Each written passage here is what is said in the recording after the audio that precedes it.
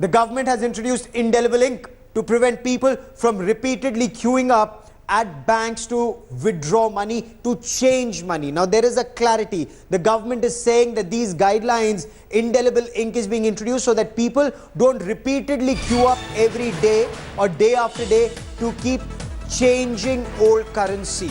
So how is it that indelible ink will be used? The Finance Ministry is to issue guidelines on indelible ink tonight. This indelible ink is to be used on the right hand of a person who goes to exchange old currency with new currency. Exchange time window is restricted.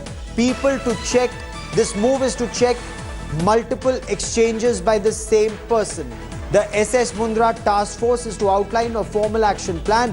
Notices are to be sent to banks tonight, to the banks and also to post offices tonight. And I want to quickly bring in India Today's Devina Gupta, who joins us with the latest on this big story. So Devina, the government is now giving some details to be used on the right hand, one finger every week, so that you know which person has come which week and which day. How long is this problem likely to persist according to the government then?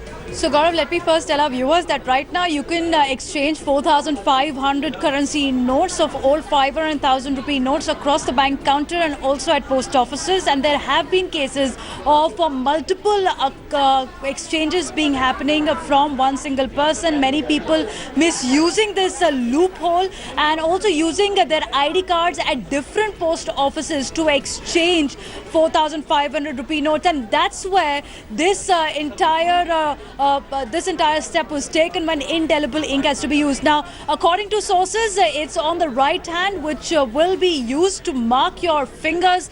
Right now, you can exchange 4,500 rupees per day. But what our sources is telling us is that this time window can be increased, and we are waiting for formal guidelines to be given out by the Economic Affairs Department and also by the RBI to the banks and the post offices. But what we can confirm to our viewers, after Shaktikanta Das in the press conference mentioned it clearly in the morning that indelible ink is the option on table. It took a long time for them to deliberate on it. It will only mean the logistical nightmare for the banks and the post offices, which are already reeling under massive pressure. Okay, so the government is saying do not panic. Whoever wants money, come, but follow guidelines. What people appear to be doing is they queue up in bank A, then bank B, then bank C, use that same identity card and withdraw multiple options of this 4,500 rupees. Do it once a day is what the government is saying.